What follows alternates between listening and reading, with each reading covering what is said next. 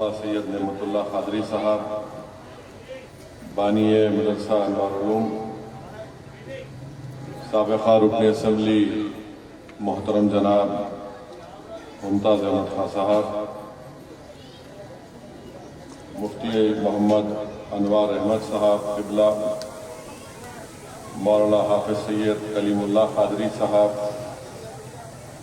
مولانا محمد امتیاز احمد صاحب، حضرت سیف اللہ نوری صاحب، محترم نثار احمد صاحب، معزز حاضرین اکرام، بزرگان ملت، پس پردہ بیٹھ کر سننے والی میری عزت دار اور بہنوں، میں سب سے پہلے جناب مولانا نعمت اللہ قادری صاحب کو مبارکباد دیتا ہوں کہ الحمدللہ جس مدرسے کا آغاز انہوں نے 31 سال پہلے کیا، آج الحمدللہ اس مدرسے سے 400 سے زائد طلباء اور طالبات یہاں سے حفاظ بن کر نکلے ہیں، اور آپ ہی کی سرپرستی میں خواتین کا بھی ایک علیحدہ مدرسہ چلتا ہے، اور یہاں پر پڑھنے والے طلباء اور طالبات کو عالم کی ڈگری جامعہ نظامیہ میں ایک امتحان ہوتا ہے، اس کی بنیاد پر ان کو دی جاتی ہے۔ میں حضرت کو مبارکباد دیتا ہوں کہ اللہ سبحانہ وتعالیٰ ان سے 31 سال سے ایک بہت بڑا کام ان سے لے رہا ہے۔ میں اس مدرسے میں پڑھانے والے تمام مدرسین کو، یہاں کے ذمہ داروں کو مبارکباد دیتا ہوں۔ عزیزان ملت اسلامیہ، علم ایک لازوال دولت ہے، ترقی کا ضامن ہے، اور علم ایک نور ہے، جہالت ایک ظلم ہے۔ اسی لیے اللہ سبحانہ وتعالیٰ نے قرآن کریم میں یہ فرمایا کہ کیا جاہل اور عالم برابر ہو سکتے ہیں۔ حدیث شریف میں آیا کہ اللہ کے رسول صلی اللہ علیہ وسلم نے ارشاد فرمایا کہ جو لوگ علم حاصل کرنے کے لیے راستے پہ نکلتے ہیں، اللہ سبحانہ وتعالیٰ ان کے لیے جنت کے راستے کو آسان کر دیتا ہے۔ حدیث شریف میں آیا کہ اللہ کے رسول صلی اللہ علیہ وسلم نے فرمایا کہ جو لوگ علم حاصل کرتے ہیں، ان کے علم حاصل کرنے کی خوشی میں فرشتے ان کی راہوں میں پر بچھا دیتے ہیں۔ اللہ کے رسول صلی اللہ علیہ وسلم نے ارشاد فرمایا کہ جو لوگ علم حاصل کرتے ہیں، زمین و آسمان میں جو چیزیں اللہ نے پیدا کی ہیں، وہ سب اس علم حاصل کرنے والے کے لیے، بشمول پانی میں جو مچھلیاں ہیں، وہ اس کی بخشش کے لیے دعائیں فرماتی ہیں۔ اللہ کے رسول صلی اللہ علیہ وسلم نے فرمایا کہ ایک عالم کو عابد کے اوپر فضیلت اس طرح حاصل ہے جیسا کہ ایک چاند کو تاروں کے اوپر فضیلت حاصل ہے، اور علماء انبیاء کے وارثین ہیں، اللہ کے رسول صلی اللہ علیہ وسلم نے فرمایا، اور انبیاء نے کوئی درہم دینار اپنی وراثت میں نہیں چھوڑا، بلکہ انہوں نے علم کو چھوڑا ہے۔ احیاء العلوم میں امام غزالی رحمۃ اللہ علیہ اللہ کے رسول صلی اللہ علیہ وسلم کی حدیث شریف لکھتے ہیں کہ جو علم حاصل کرتا ہے اس لیے تاکہ دوسروں کو علم سکھائے، اللہ سبحانہ وتعالیٰ اس کو 70 صدیقوں کے برابر اجر اور ثواب عطا کرتا ہے۔ میرے عزیز دوستوں اور بزرگوں، مجھے مفتی انوار احمد صاحب سے میری گفتگو ہو رہی تھی، تو جامعہ نظامیہ کی اشاعت العلوم سے جو مکارمۃ الحفاظہ جو کتاب چھپی، اس کے دقائق الاخبار میں یہ چیز لکھی گئی کہ اللہ سبحانہ وتعالیٰ نے زمین و آسمان اور کائنات کو بنانے سے پہلے ازل میں عقیق سے قندیل کو بنایا۔ اس قندیل کے اندر اللہ سبحانہ وتعالیٰ نے نور محمدی صلی اللہ علیہ وسلم کے چہرے مبارک کو رکھا، وہی چہرے مبارک کو رکھا جس کو دنیا میں بھیجانا تھا۔ پھر اللہ سبحانہ و تعالیٰ نے حضرت آدم علیہ السلام سے لے کر جتنی لوگ آنے والے ہیں اس دنیا میں ان تمام ارواح کو جمع کیا، اور وہ ہزاروں سال تک اس قندیل کے اطراف اللہ کی تسبیح بیان کرتے پھرتے تھے۔ اس کے بعد اللہ سبحانہ و تعالیٰ نے ان تمام ارواحوں کو، روحوں کو کہا کہ دیکھو میرے حبیب محمد صلی اللہ علیہ وسلم کے نور کو، اور جس کسی نے نور محمدی صلی اللہ علیہ وسلم کو دیکھا اس کے مطابق وہ دنیا میں بنا۔ جس نے محمد صلی اللہ علیہ وسلم کے سر مبارک کو دیکھا وہ دنیا میں بادشاہ بن گیا۔ جس نے ان کی آنکھوں کو دیکھا وہ حافظ قرآن بن گیا۔ جس نے ان کے قلب کو دیکھا وہ عالم دین بن گیا۔ میرے عزیز دوستوں اور بزرگوں، الحمدللہ آج 16 سے زیادہ یہاں پر حفاظ کرام نے اپنا حفظ کو تکمیل کیا۔ حدیث شریف میں آتا ہے کہ اللہ کے رسول صلی اللہ علیہ وسلم نے فرمایا، رسول اللہ صلی اللہ علیہ وسلم نے فرمایا کہ قیامت کے دن قرآن اور روزہ شفاعت کریں گے اللہ تعالیٰ سے، قرآن کی جو حافظ قرآن جو حفظ کرتے ہیں۔ بلکہ حضرت علی رضی اللہ تعالیٰ عنہ سے مروی ہے کہ اللہ کے رسول صلی اللہ علیہ وسلم نے فرمایا کہ جس نے قرآن کا حفظ کیا اس کے حلال کو حلال مانا، اس کے حرام کو حرام مانا، تو اللہ سبحانہ و تعالیٰ اس کے خاندان کے ایسے 10 لوگوں کے حق میں اس کی شفاعت کو قبول کرے گا جن کے لیے جہنم واجب ہو گئی۔ میرے عزیز دوستوں اور بزرگوں، جو لوگ حافظ قرآن ہیں، حدیث شریف میں آیا کہ اللہ سبحانہ و تعالیٰ حشر کے دن، حشر کے میدان کے دن حضرت آدم سے لے کر محمد صلی اللہ علیہ وسلم کی امت کے سب کے سامنے اللہ سبحانہ و تعالیٰ حافظ قرآن کے ماں باپ کے سروں پر ایک ایسا تاج رکھے گا جس کی روشنی سورج کی روشنی سے بڑھ کر ہوگی۔ تو میں مبارکباد دیتا ہوں ان خوش قسمت حفاظ کرام کو جنہوں نے حفظ کی تکمیل کی، اور مجھے یقین ہے کہ انشاءاللہ تعالی وہ حافظ بن کر نہ صرف تالاب کٹے میں، نہ صرف سرزمین حیدرآباد بلکہ پوری دنیا میں قرآن کے پیغام کو، رسول اللہ صلی اللہ علیہ وسلم کی سنت کے پیغام کو پہنچائیں گے، مردہ دلوں کو زندہ کریں گے اور جہالت کا خاتمہ کریں گے۔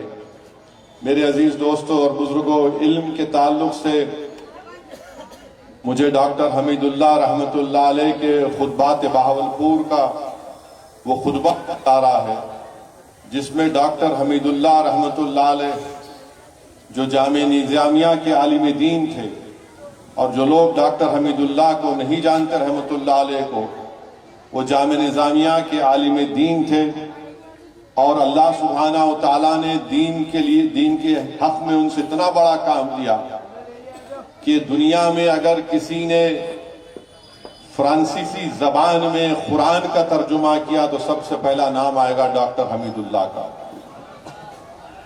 ڈاکٹر حمید اللہ رحمۃ اللہ علیہ خطبات بہاولپور میں نے پڑھا کہ علم کے تعلق سے آپ نے بتایا کہ اللہ کے رسول صلی اللہ علیہ وسلم جب ہجرت فرما کر مدینہ شریف کو تشریف لائے تو اللہ کے رسول صلی اللہ علیہ وسلم نے مسجد نبوی میں جو صفحہ بنایا، چبوترا میں نے اونچا چبوترا بنایا، ڈاکٹر حمید اللہ اس کے تعلق سے لکھتے ہیں کہ دنیا کا سب سے پہلا ریزیڈینشل یونیورسٹی اگر کسی نے قائم کی تو اللہ کے رسول صلی اللہ علیہ وسلم نے۔ مسجد نبوی میں آج بھی وہ جگہ ہے۔ علماء کرام نے لکھا، بلکہ ڈاکٹر حمید اللہ نے لکھا کہ اس مقام پر صحابہ کرام کو ان کو تعلیم دی جاتی تھی، ان کو علم سکھایا جاتا تھا۔ جو لوگ نئے نئے اسلام میں داخل ہوتے تھے ان کو مسجد نبوی میں اس مقام پر بلا کر بٹھا کر ان کو دین اسلام کیا ہے بتایا جاتا تھا۔ اور ڈاکٹر حمید اللہ لکھتے ہیں کہ اس جگہ پر صحابہ کرام کھجور کے خوشے لا کر لگاتے تھے تاکہ جو لوگ وہاں پر بیٹھ کر علم حاصل کرتے ان کو کھجور ان کو ملے۔ تو ایک مرتبہ ڈاکٹر حمید اللہ اپنے خطبات بھاولپور میں کہہ رہے ہیں کہ ایک مرتبہ 80 صحابہ کرام وہاں پر موجود تھے، اور پھر وہاں پر ایسے صحابہ بھی موجود تھے جو توریت کو بھی پڑھنا جانتے تھے، اس کی زبان کو بھی سمجھتے تھے۔ ڈاکٹر حمید اللہ اپنے اس خطبے میں یہ بھی بیان فرماتی ہیں کہ اللہ کے رسول صلی اللہ علیہ وسلم جب ایک وفد آیا تھا موجودہ عمان سے، تو اللہ کے رسول صلی اللہ علیہ وسلم ان سے عمان کے بارے میں پوچھ رہے تھے کہ فلاں شخص کیسا ہے، وہ کیا جگہ ہے، وہ جگہ کیسی ہے۔ تو عمان سے جو لوگ آ کر دین اسلام کو قبول کر رہے تھے، انہوں نے کہا یا رسول اللہ صلی اللہ علیہ وسلم، آپ تو ہماری جگہ کو ہمارے سے زیادہ جانتے ہیں۔ تو رسول اللہ صلی اللہ علیہ وسلم نے فرمایا کہ میں تجارت کرنے کے لیے اس مقام پر آیا تھا، اسی لیے اللہ کے رسول صلی اللہ علیہ وسلم نے ارشاد فرمایا کہ اگر علم کو حاصل کرنا ہے تو تم چین کو بھی چلے جاؤ۔ اب آپ دیکھیے کہ 1500 سال پہلے اللہ کے رسول صلی اللہ علیہ وسلم کیا فرما رہے ہیں کہ علم کو حاصل کرنا ہے تو چین کو چلے جاؤ۔ اب چین اور مدینہ شریف، ایشیا میں آپ دیکھیں گے کہ مدینہ شریف ویسٹرن سائٹ پر ہے اور چین مکمل مشرق کی جانب ہے، ایسٹرن سائٹ ہے۔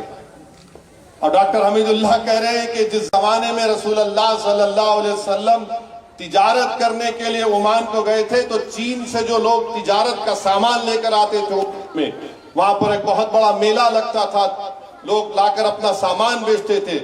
تو اس وقت 1500 سال پہلے چین سے عمان کا سفر 6 مہینے لگتے تھے۔ رسول اللہ صلی اللہ علیہ وسلم نے فرمایا کہ اگر علم حاصل کرنا ہے تب بھی آپ چین کو جائیے۔ تو یہ دین کا تقاضا، دین کا مطالبہ یہ ہے کہ کوئی بھی مسلمان جاہل نہیں رہ سکتا۔ یہ واحد دین ہے، یہ واحد اللہ کا کلام ہے، کتاب ہے، جس جو پہلی وحی نازل کی گئی اللہ کے رسول صلی اللہ علیہ وسلم پر کہ اقرا پڑھیے آپ۔ تو میرے عزیز دوستوں اور بزرگوں، یہ بہت ضروری ہمارے لیے کہ ہم اپنی اولاد کو تعلیم یافتہ بنائیں، چاہے اس کو عالم دین بنائیں، حفاظ کرام بنائیں، ڈاکٹر بنائیں، وکیل بنائیں، مگر ان کو علم کے زیور سے آراستہ کریں۔ اور یاد رکھیے یہ دین اس بات کا مطالبہ کرتا ہے اس کے ماننے والوں سے کہ تم دین کو حاصل کرو۔ ہم نے اور آپ نے ابھی مفتی خلیل احمد صاحب کے بصیرت افروز کتاب میں مولانا نے جو حدیث شریف کو بیان کیا کہ اللہ کے رسول صلی اللہ علیہ وسلم حجر مبارک سے نکلتے ہیں اور دیکھتے ہیں کہ ایک طرف لوگ تسبیح کو پڑھ رہے ہیں، ذکر کر رہے ہیں، اور دوسری طرف لوگ لوگوں کو پڑھا رہے ہیں۔ اللہ کے رسول صلی اللہ علیہ وسلم نے ارشاد فرمایا کہ دونوں کام اچھے ہیں، مگر آقا دو عالم صلی اللہ علیہ وسلم نے فرمایا کہ مجھے زیادہ وہ لوگ پسند ہیں جو علم سکھا رہے ہیں۔ تو میرے عزیز دوستوں اور بزرگوں، ہمارا فرض ہے کہ ہم اپنے علماؤں کی عزت کریں، ان مدرسوں کو مضبوط رکھیں، اور دنیا میں جو شیطانی طاقتیں ہیں وہ ہمیشہ پہلا نشانہ مدرسے کو بناتی ہیں، اور ہم کو اور آپ کو اس مدرسوں کو مضبوط کرنا ہے۔ اور یہ بہت اچھا اقدام ہے کہ 31 دسمبر کی رات کو یہاں پر اس طرح کا ایک بے مثال مبارک ایک فنکشن کیا جا رہا ہے، اور مقصد اس میں ایک یہ بھی ہے کہ نوجوانوں کی بہرہ روی سے ان کو روکا جائے۔ جو آج کی رات نوجوان نہیں معلوم کیا سمجھتے اس بات کو، وہ نکل جاتے ہیں اور نئے نئے تماشے کرتے ہیں۔ یاد رکھیے یہ جو تہذیب جو 31 دسمبر کی ہے، اس میں سوائے شراب کے، سوائے زنا کے، سوائے بے حیائی کے کچھ حاصل نہیں ہوتا اس میں۔ اور اللہ سبحانہ و تعالی، اللہ کے رسول صلی اللہ علیہ وسلم کیا فرما رہے ہیں کہ شراب کے تعلق سے آقا نے فرمایا کہ ام الخبائث یعنی تمام برائیوں کی جڑ ہے۔ ہم کو کیا بتایا گیا ہمارے دین میں کہ تم زنا کے قریب بھی مت جاؤ، تم زنا کے قریب بھی مت جاؤ۔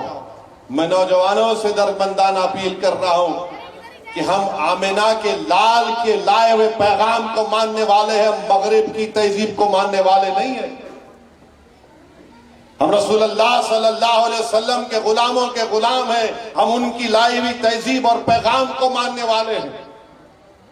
یاد رکھو، ہم ان لوگوں کی یہ تہذیب ہے نہیں موجودہ ٹھیک ہے، کوئی مناتا ہے، ہم کو اعتراض نہیں ہے، مگر اس میں جو بے حیائی ہوتی ہے، اس میں جو گندگی ہوتی ہے، اس سے تو ہم کو بچانا پڑے گا۔ ڈرگز ایک بہت بڑا مسئلہ بن چکا ہے ہمارے ملک میں۔ افغانستان میں ڈرگز بند ہو گئے، جب سے طالبان آیا تو میانمار سے ڈرگز بن رہے ہیں، منی پور میں اس کی کاشت ہوتی ہے، پھر دوبارہ میانمار جا کر پورے بھارت میں اور پھر ساری دنیا کو جاتا ہے۔ تو یہ ڈرگز ہماری نسلوں کو برباد کر رہا ہے، کیسے روکیں گے ہم ان لوگوں کو؟ ایک دیمک کی طرح اس ملک کے نوجوانوں کو برباد کر رہی ہے ڈرگز، اور بہت ضروری ہے کہ ہم اپنی مذہب کی طرف لوٹیں۔ اور یاد رکھیے، اللہ کے رسول صلی اللہ علیہ وسلم نے ارشاد فرمایا کہ قیامت اس وقت تک نہیں آئے گی جب تک کہ وقت کو سمیٹنے نہیں دیا جائے گا۔ اس کا مطلب یہ ہے کہ ایک سال ایک مہینے کی طرح ہوگا۔ اب آپ اندازہ لگائیے تھوڑی دیر کے لیے کہ میں پچھلے سال یہاں پر آیا تھا، اگر میں آپ سے پوچھوں کہ کیا میں 12 مہینے پہلے آیا تھا یا 1-2 مہینے پہلے آیا تھا، تو آپ بولیں گے یہ تو حالیہ بات ہے۔ قیامت کی نشانیوں میں سے یہ ہے کہ ایک سال ایک مہینے کی طرح ہوگا۔ اب جب آنے والا ایک نیا عیسوی کا سال ہے، ہم کو اپنے ترجیحات کو، اپنی پرائرٹیز کو صحیح کرنا ہے۔ ہم کو یہ کوشش کرنا ہے کہ ہم اپنی اولاد کو کس طرح سے ان کی تربیت دیں، کس طرح سے ان کو علم کے زیور سے آراستہ کریں، کس طرح سے ہمارے نوجوانوں کو ان لوگوں سے بچا کر رکھیں جو وہ اپنے مقاصد کے لیے، اپنی ذاتی مقصد کے لیے، چاہے سیاسی کیوں نہ ہو، ان کو استعمال کرنا چاہتے ہیں۔ علم حاصل کرنے کا پیغام اسلام دے رہا ہے۔ رسول اللہ صلی اللہ علیہ وسلم، پروفیسر ڈاکٹر حمید اللہ رحمت اللہ نے کہا کہ صفا میں پہلی ریزیڈنشل یونیورسٹی بنائی اللہ کے رسول صلی اللہ علیہ وسلم نے۔ تو بعض ایسے بھی ہمارے لوگ ہیں جو کہہ رہے ہیں کہ ہم غریبوں کی بڑی مدد کر رہے ہیں۔ کیسے مدد کر رہے ہیں آپ؟ اسکولوں میں جا کے ان کو بلیک میل کرتے ہیں کہ اتنے ہمارے بچے ہیں، ان کو پڑھاؤ، کیونکہ ہمارے کو ان کا ووٹ ملے گا، تم نہیں پڑھائیں گے فری میں تو ہم دیکھ لیں گے۔ کہ اس طرح سے علم حاصل کرائیں گے آپ بچوں کو کہ اسکول کے بچوں کو، اسکول کے ذمہ داروں کو بلیک میل کریں گے آپ؟ یہ نہیں ہو سکتا، یہ بلیک میلنگ کو ختم کرنا پڑے گا۔ یہ کام ہے انتظامیہ کا، حکومت کا، کہ ایسے لوگوں کو دیکھیں جو لوگ مجلس پہ تنقید کرتے ہیں۔ میں تم سے پوچھ رہا ہوں، بتاؤ تم کون سی تہذیب کی مثال پیش کر رہے ہو؟ تمہاری اولاد جیلوں میں ہے کرپشن اور کیا چوریوں کے نام پر۔ جو مجلس پر تنقید کر رہے ہیں، بتاؤ تم کون سی مثال پیش کر رہے ہو؟ تمہارے گھر میں تم اپنی عزت کو نہیں بچا سکے اور تم قتل کرواتے اور تم آ کر مجلس پر انگلیاں اٹھاتے۔ میرے عزیز دوستوں اور بزرگوں، ایسی طاقتوں سے ہم کو اپنے نوجوانوں کو، اپنے اولاد کو بچانا ہے جو صرف اپنی ذاتی مفاد کے لیے پورے معاشرے کو کھوکھلا کرنے پر تیاری کر چکے ہیں۔ مجلس اتحاد المسلمین انشاءاللہ تعالی ان ایسے حضرات کو، ایسے شیطانی طاقتوں کو، ایسے منصوبے اور تمام لوگوں کو ہم بتا رہے ہیں کہ اب رک جاؤ، تم بہت کچھ نہیں کر سکتے، اب حالات بدل چکے ہیں، تم کسی کو بلیک میل نہیں کر سکتے۔ علم پڑھانا ہے تو تم پڑھاؤ پیسے دے کر، مگر یہ کہنا نہیں ہم کو ووٹ ملے گا، اتنے بچوں کو اسکول میں پڑھاؤ، نہیں تو اسکول کے خامیاں ہیں۔ ارے خامیاں تم میں بھی ہے۔ تم کبھی اپنے گریبان میں جھانک کر دیکھے؟ تم اپنے گھر میں جھانک کر دیکھے؟ کیا تمہاری خامیوں کو میں عوام کے سامنے لاؤں؟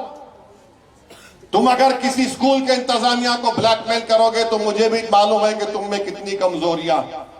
میرے عزیز دوستوں اور بزرگوں، آج ہمارے ملک میں آپ دیکھ رہے ہیں، میں پکار کر آپ سے برسوں سے کہہ رہا ہوں اپنی مسجدوں کو آباد رکھو، اپنی مسجدوں کو آباد رکھو۔ تو یہی یہ تمام مخالفین بولتے تھے کہ اویسی، اسد الدین اویسی جذباتی تقریر کر رہا ہے۔ آج آپ کے سامنے ہیں، آپ بھی جانتے ہیں کہ کاشی کی جو مسجد ہے اس کا جنوبی حصے ہم کھو چکے ہیں، مسجد میں نماز نہیں ہو رہی ہے، کچھ اور چیز ہو رہی ہے۔ کاشی میں جو وضو خانہ ہے اس کو بند کر دیا گیا ہے۔ متھرا کی عیدگاہوں پر للچاوی نظریں لگا کر بیٹھے ہیں۔ سنبھل کی مسجد کا قصہ آپ کے سامنے ہے۔ ایک ہی دن میں کیس پڑتا ہے، 1.5 گھنٹے میں آرڈر ہو جاتا ہے، 1 گھنٹے کے اندر سروے ہو جاتا ہے، اور 5 لوگوں کو گولی مار کر شہید کر دیا جاتا ہے۔ اس سے بھی دل نہیں بھرا تو مسجد سنبل کی مسجد کے سامنے، سنبل کی مسجد آثار قدیمہ کا پروٹیکٹڈ مانیومنٹ ہے۔ پروٹیکٹڈ مانیومنٹ کا قانون یہ ہے کہ اس کے 100 میٹر کے اطراف میں کوئی تعمیری نہیں ہو سکتا، یہ پارلیمنٹ کا قانون ہے۔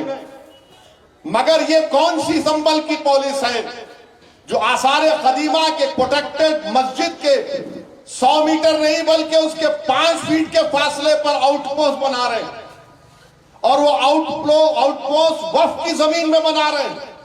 مراد آباد کے 39A میں وہ وقف کا درج ہے، سنی وقف بورڈ میں درج ہے، وہاں پر سنبل کی پولیس بنا رہی۔ نریندر مودی گئے تھے کویت کو تو کویت کے شیخوں سے بڑا گلے لپٹ کے ملے۔ اب بلا کے کویت کے شیخ کو دکھاؤ کہ تمہاری حکومت یہاں پر کیا کر رہی ہے، کیا کر رہی ہے اتر پردیش کی حکومت، کیوں آؤٹ پوسٹ بنا رہے ہیں سنبل میں، تاکہ پیچھے جو باولی نکلی ہے اس کا راستہ بند کرنا چاہتے ہیں۔ ارے وقف کی جائیداد پر تم زمین پر جو وقف اولاد ہے، اب یہ نیا بل جو حکومت لائی ہے اس میں وقف اولاد کو مکمل کمزور کر کے رکھ دیا گیا۔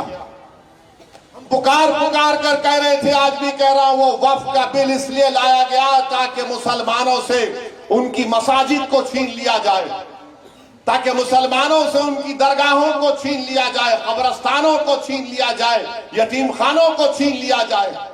اب آپ کو دکھ رہا ہے ان کی سازش کہ سنبل کی مسجد کے سامنے جو زمین ہے وہ وقف الاولاد ہے، اسی لیے اس بل میں لایا گیا تھا کہ وقف الاولاد کو کمزور کر کے رکھ دیں گے۔ اب وہاں پہ کلیکٹر صاحب بول رہے کہ نہیں ہمارے کو کوئی کاغذ دکھائی نہیں۔ اب کلیکٹر صاحب آپ کو جو دیکھنا چاہ رہے آپ دیکھ رہے، جو نہیں دیکھنا چاہ رہے نہیں دیکھ رہے آپ، جو آپ کو بی جے پی یوگی بول رہی ہے وہی آپ دیکھ رہے۔ مگر 95 ایکٹ کے تحت سنی وقف بورڈ کے مراد آباد میں 39A میں زمین رجسٹرڈ ہے۔ میرے عزیز دوستوں اور بزرگوں، اپنے اتحاد کو مضبوط رکھیے، یاد رکھیے سرزمین حیدرآباد پر آپ کی ایک علیحدہ سیاسی قیادت ہے جس کو آپ کے ہمارے بزرگوں نے برسوں سے مضبوط کیا ہے، اور آپ کی ایک سیاسی علیحدہ قیادت کی وجہ سے آپ دیکھتے ہیں کہ ہندوستان کی پارلیمنٹ میں مجلس اتحاد المسلمین بے باکی کے ساتھ ان تمام مسئلے اور مسائل کو اٹھاتی۔ حالیہ پارلیمنٹ کا سیشن ہوا، ہمارے آئین کے سمویدھان کے 75 سال کو منایا گیا۔ جب میں نے پارلیمنٹ میں اٹھ کر کہا کہ 1962 دسمبر میں سری نگر میں اللہ کے رسول صلی اللہ علیہ وسلم کے منہ مبارک کی چوری ہوئی تھی، پورے ملک میں دنگا ہوا، اور اس کے بعد موجودہ بنگال جو ہمارے ملک میں ہے وہاں سے 8 لاکھ مسلمانوں کو جبرن موجودہ بنگلہ دیش میں دھکیل دیا گیا، تو کئی لوگ یقین نہیں کیے، میرے گھر پر آئے، بولے آپ نے کہا کیسا ہے؟ مطلب یہ ثبوت ہے، یہ کاغذ ہے حکومت ہند کا اس وقت کا، بتاؤ جھوٹ ہے کیا؟ یہ خاموش ہو گئے۔ وہ پرانی پارٹی کے بڑے چاہنے والے بھی تھے، بولے یہ کہاں سے نکال کے لاتے آپ؟ میں سچائی کو بتا رہا ہوں، 8 لاکھ آج آسام میں لوگوں کو فارنرز کیمپ میں ڈالا جا رہا ہے۔ ارے 1960 میں پنڈت نہرو کے مرنے سے 1.5 سال پہلے 40,000 مسلمانوں کو آسام تریپورہ سے یہ کہہ کر اس وقت کے ایسٹ پاکستان میں ڈھکیل دیا گیا کہ یہ پاکستانی ہے۔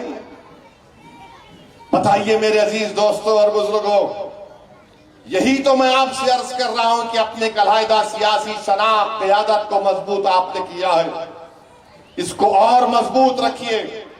سوال میرے اسد الدین اویسی یا ممتاز احمد خاں کا نہیں، آج ہم ہیں کل نہیں رہیں گے، دنیا کا نظام ہے۔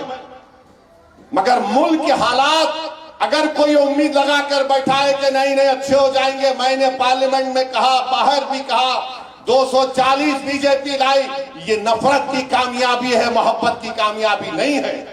اس وقت بھی لوگ یقین نہیں کیا، آج بھی کہہ رہا ہوں آپ کو، یہ سب جو نئے نئے قانون بنانا چاہ رہے کہ ایک ہی وقت میں اسمبلی، پارلیمنٹ اور بلدیہ کے الیکشن کروائے جائیں گے، کیوں کروائے جائیں گے؟ تاکہ ان کو فائدہ ہو جائے۔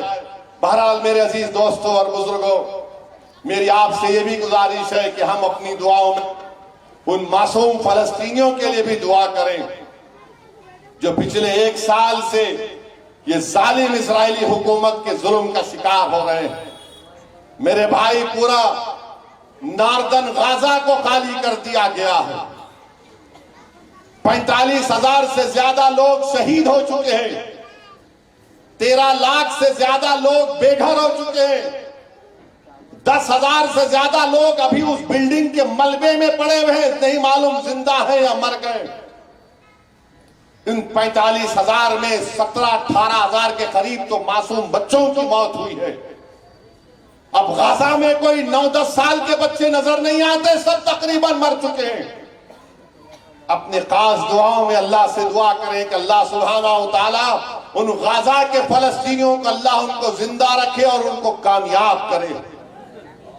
جو دنیا آج گونگی اور اندھی بن چکی ہے، اللہ ان کو دیکھ لے۔ جو دنیا ان کے لیے تنگ کر دی گئی ہے، اللہ ان کے لیے دنیا کو کشادہ فرما دے۔ ہم دعا کریں اللہ سے کہ غزہ میں جو لوگ، آپ اندازہ نہیں کر سکتے، اگر کسی کا ہاتھ کٹ گیا تو بغیر بے ہوشی کا انجیکشن دیے اس کے ہاتھ کو کاٹا جا رہا ہے۔ اگر کوئی زخمی ہے تو اس کو بے ہوش کرے بغیر اس کا علاج ہو رہا ہے۔ اندازہ لگاؤ کتنی تکلیف ہو رہی ہوگی غزہ کے فلسطینیوں پر۔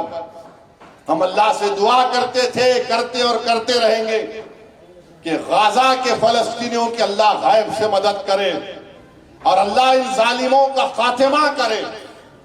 میرے عزیز دوستوں اور بزرگوں، اللہ سبحانہ و تعالی ہم کو توفیق دے کہ ہم قرآن اور سنت پر عمل کریں، اور اللہ سے ہم دعا کرتے ہیں کہ اللہ مدرسہ انوار علوم کو اللہ اور اس کو مضبوط بنائے، ترقی دے، اور ان کے ذمہ داروں کو اللہ ان پر رحم فرمائے۔ وآخر الدعوانا الحمدللہ رب العالمین۔